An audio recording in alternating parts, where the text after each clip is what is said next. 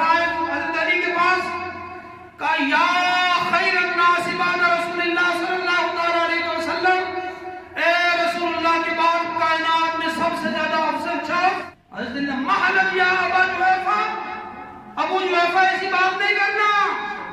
گویا کہ اس نے نعرہ لگایا دمادم مسجد کے اندر علی دا پہلا نمبر.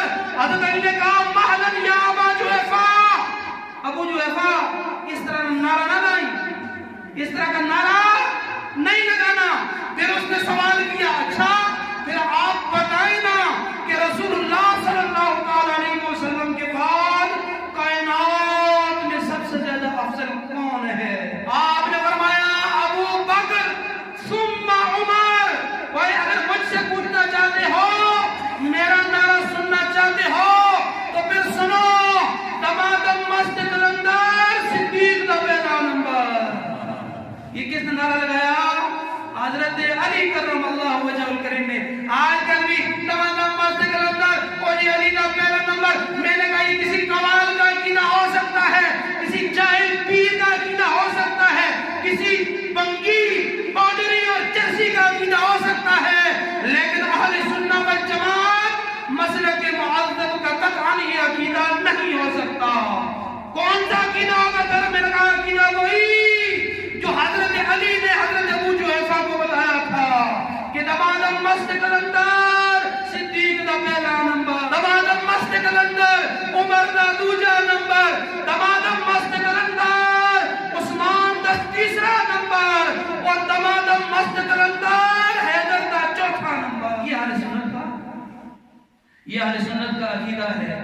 اچھا جی یہ اشعار کہنے کی کیا ضرورت؟ میں نے کہا جب کبھی بھی اسلام کے اندر بگاڑ پیدا ہوتا ہے پھر عقیدہ سمجھانے کے لیے اشعار کی صورت میں اس عقیدے کی ترجمانی کی جاتی ہے. جب لوگوں نے کہا جناب سیدنا امیر معاویہ پر زبانیں کھولی، ابو سفیان اور ہندہ پر زبانیں کھولی، اس وقت امیر اہل سنت دامت برکاتہ عالیہ میدان میں آئے اور نعرہ لگایا ہر صحابی نبی جنتی جنتی.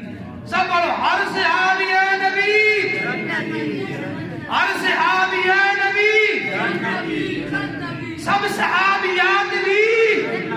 یہ اہل سنت کا عقیدہ ہے. اور میں پرسوں سن رہا تھا ایک اور کلپ آیا اور وہ پڑھتا کیا ہے شاید ہر مشکل میں مشکل کشا ضروری ہے. قوالی کا طرز پڑھتے نا، ہر مشکل میں مشکل کشا ضروری ہے. بعد از خدا بزرگ نبی، بعد از نبی علی ضروری ہے. اور ایک بہت بڑا پیر اس کو اوپر پیسے لوٹا رہا ہے.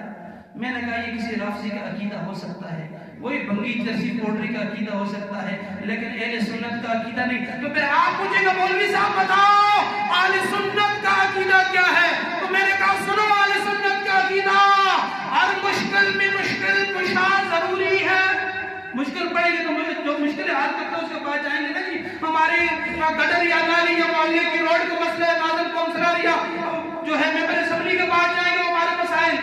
تو ہر مشکل کے لیے مشکل کشا ضروری ہے. بعد از خدا بزرگ نبی اور بعد از نبی بزرگ صدیق ضروری ہے.